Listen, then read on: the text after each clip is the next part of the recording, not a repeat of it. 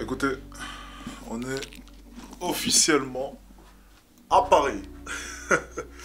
Super content, vraiment super content d'être arrivé sur Paris. Écoutez, bon, pour ce qui est de la chambre d'hôtel, bon, c'est comme d'habitude sur Paris, on paye plus cher que...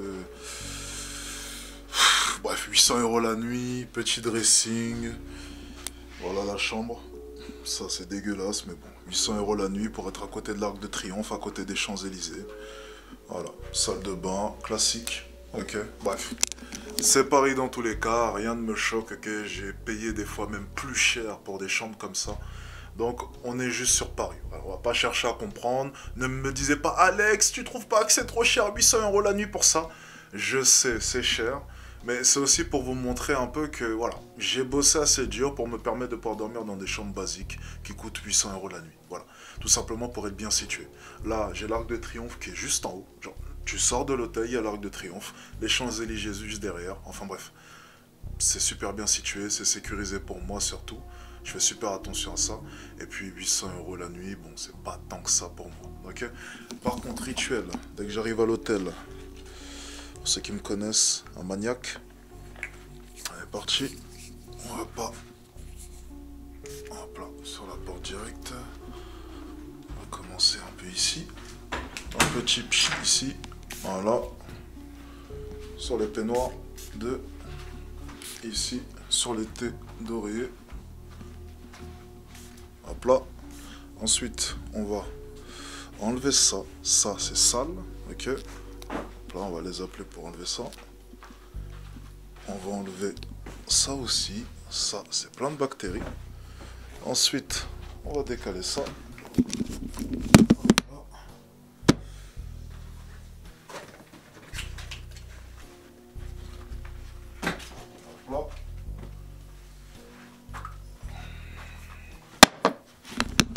Et on va enlever ça. Voilà, ça aussi, on va enlever. Ah, tu sais quoi? Je l'enlèverai ce soir, puisque c'est beau, ça décore bien. Je vais l'enlever ce soir. Allez. On va garder jusqu'à ce soir et ensuite je l'enlèverai. En tout cas, je dors pas avec, ça c'est sûr. Ok. On va le garder pour l'instant. Ouais, c'est joli. C'est joli, ça fait beau. Ouais, ça fait beau. Ok. Bref. Écoutez, je suis super content. Ce soir, je dîne avec Mister Paris et Brian sur Paris. Je pense qu'on va aller se faire un bon barbecue coréen. Ça va faire du bien. Non mais, si vous savez à quel point est-ce que je suis excité, mais vraiment excité, à quel point est-ce que je suis content d'être dans la ville que j'aime, et puis surtout d'être libre, tu vois. C'est aussi ça. C'est aussi ça le plus important, c'est être libre. C'est que je me sens libre. J'étais à Dubaï hier, je suis ici aujourd'hui. Demain, je pourrais être au Japon, en Corée, peu importe. La liberté géographique, ça fait tellement du bien de pouvoir être où tu veux, quand tu veux. Enfin, et c'est réellement ça que j'essaie de vous transmettre. En fait, le but, c'est pas de flex sur vous et de vous dire ah, cette chambre-là coûte 800 €. Non, c'est vous dire que j'ai une liberté qui est géographique et j'ai une liberté qui est financière, c'est-à-dire que je ne regarde pas la note. Je me fiche éperdument des prix. Et ça, c'est un gros avantage. Et c'est réellement ça l'inspiration que j'essaie de vous transmettre à travers tous ces vlogs. C'est pour ça que je ne vous montre pas la business class et je ne vous parle pas des prix. C'est pour ça que je ne vous montre pas tout, je ne vous montre pas tout en détail non plus, je ne vous explique pas non plus toutes mes dépenses. Parce que je vois pas l'intérêt. Ça c'est présent partout sur YouTube. La seule chose qu'il faut en tirer, la seule inspiration qu'il faut en tirer, c'est la liberté. À tous les niveaux.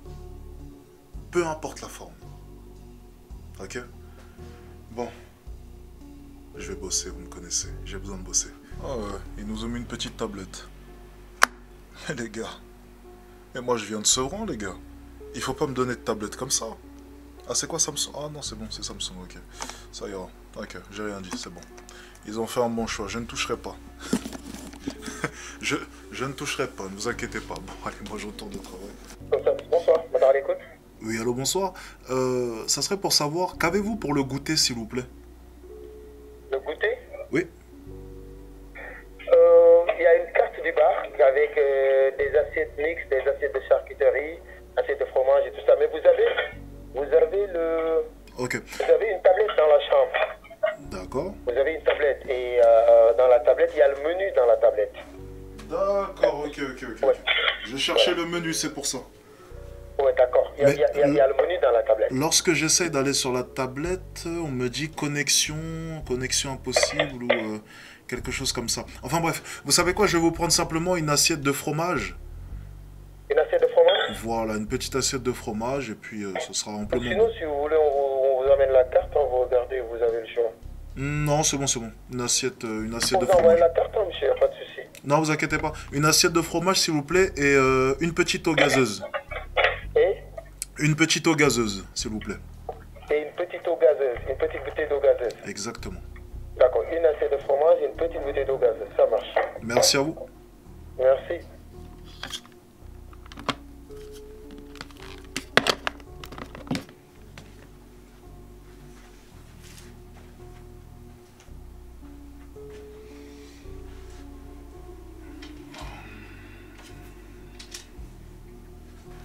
Une assiette de fromage. Les gars, je crois que je me suis embourgeoisé. Pour la première fois, je vais prendre une assiette de fromage pour 16 heures. Bon, les temps ont changé.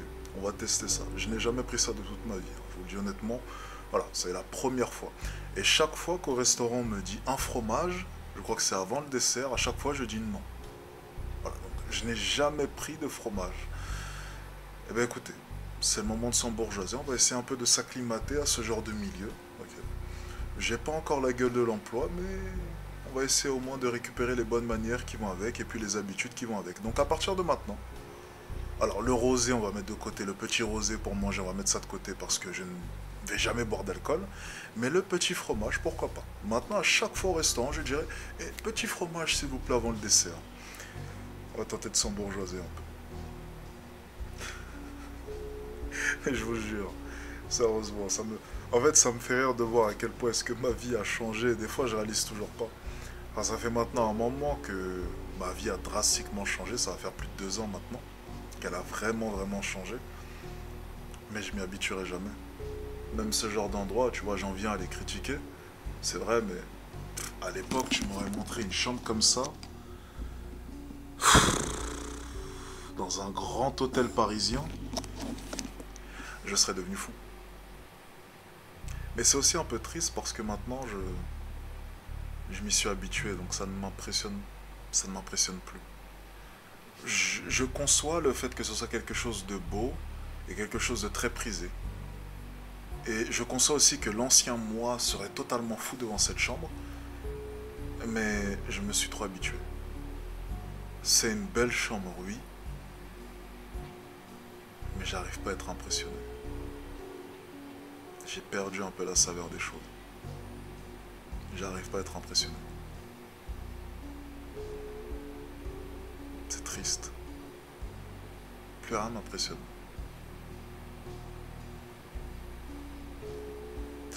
Bon, on va continuer à bosser.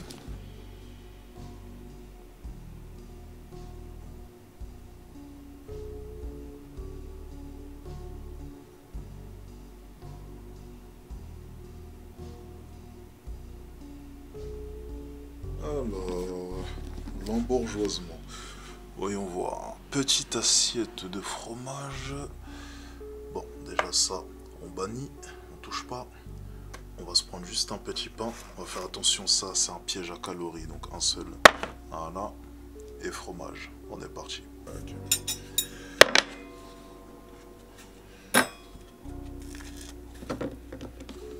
Ça, on va du caprice des dieux, ça. Ok. On sent que je suis pas habitué.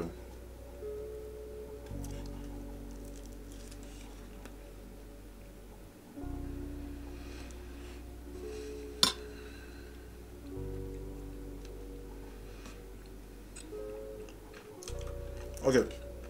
Premier fromage, ça ressemble à du caprice des dieux. Donc c'est celui-ci. Je ne saurais pas vous dire comment est-ce que ça s'appelle. Hein. C'est celui qu'on avait à la cantine. Classique. Ensuite, ça a l'air pas mal. C'est pas exactement ce que c'est, mais on va tester. Je suis pas très fromage. Hein. Je suis pas très fromage. Oh putain. Ok, on sent que c'est la première fois. C'est la première fois que je fais ça. Au cas où.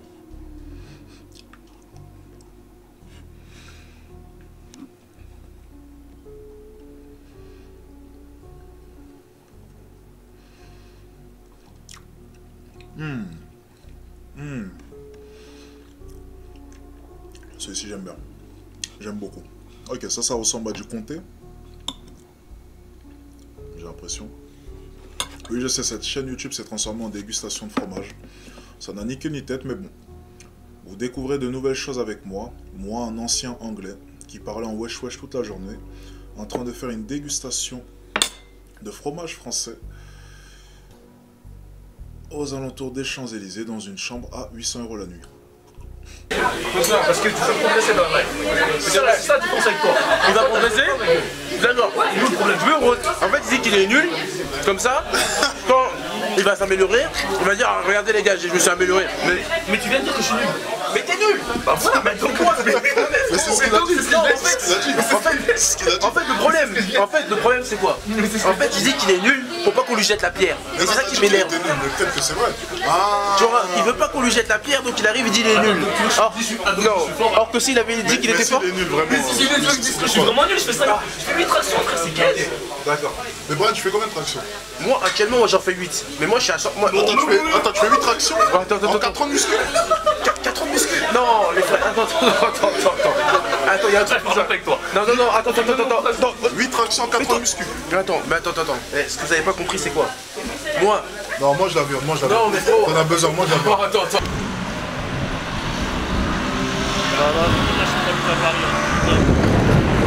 Paris, c'est la vie. Paris, c'est la vie. Meilleure ville au monde. T'imagines, on serait né à la campagne. Hell no. Je serais né dans 62, je sais pas, comme ça. À combien? À Compiègne. Au Puteneuf, Oh non, jamais. rien, frère. Je serais content d'être une vie éclatée, je serais content. Non, jamais. C'est comme tout le monde a acheté une maison à Fusil. C'est avec ma blanche, normalement froid c'est chez nous. Enfoiré. Les gars, si vous habitez à la campagne, venez à Paris, les gars, venez à Paris.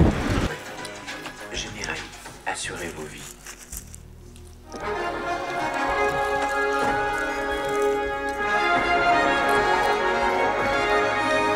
J'espère que ça va être un bon film. J'espère que ça va être un bon film. Parce que... C'est toi qui as choisi. Hein. Ah mon gars, c'était le film qui restait. Hein. C'est pas... tu me dis pas que c'est moi qui ai choisi. Il y avait le Joker. Le Joker dans 5 minutes. Le Joker il Non, était nul. il est nul parce que t'as entendu les critiques. Ouais, j'en ai entendu parler. Ouais, moi aussi. J'ai entendu les critiques, les gens m'ont dit qu'il était nul. Ils sont déjà partis le voir, ils ont dit que c'était 2 sur 10. Donc, 2 sur 10 2 sur 10, ils m'ont dit 2 sur 10. Ah, c'est sûr, il va avoir un film comme ça. Hein. Le Joker, on m'a dit le premier il était bien, le deuxième il est vraiment nul. Mais t'as vu le premier ou pas? Non, j'ai pas vu. Honnêtement, je l'ai pas vu. Le premier, il est... Хочешь быть эксклюзивным со мной? Le premier Joker, il est pas mal. Et celui-ci, j'avoue, quand j'ai entendu parler de Lady Gaga dedans, Elle est plutôt pour chanter, c'est tout. et encore, ça fait longtemps que j'en ai pas entendu parler. Avant, on a entendu parler d'elle, maintenant. Cinderella. Yes, fucking Cinderella. Franchement, j'ai vraiment compris que le film de Lady Gaga, dès que j'ai vu Lady Gaga dedans, j'ai dit je vais pas le regarder, c'est mort. Ça sert à quoi? Ça sert à rien. J'ai même pas envie d'aller voir. En fait, je sais pas comment est-ce qu'ils font pour gâcher les suites comme ça. Ils font un premier film super bien, et puis le deuxième, ils le foirent toujours. En fait, le problème, c'est qu'en fait, ils choisissent des actrices qui sont déjà connues, mais ils choisissent pas les bonnes actrices.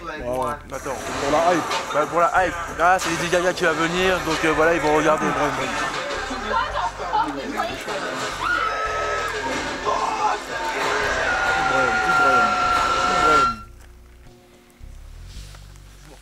Everything will be okay.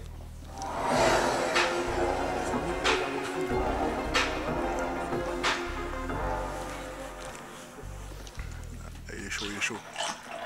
Baran est fort. Baran est très fort, très technique.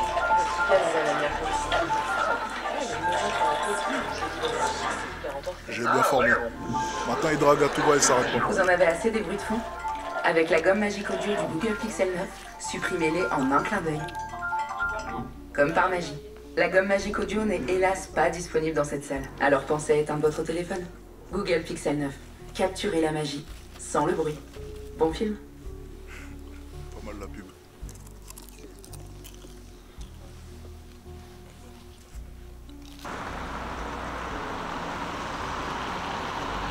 Écoutez, il est actuellement 9 h, je suis sur Paris.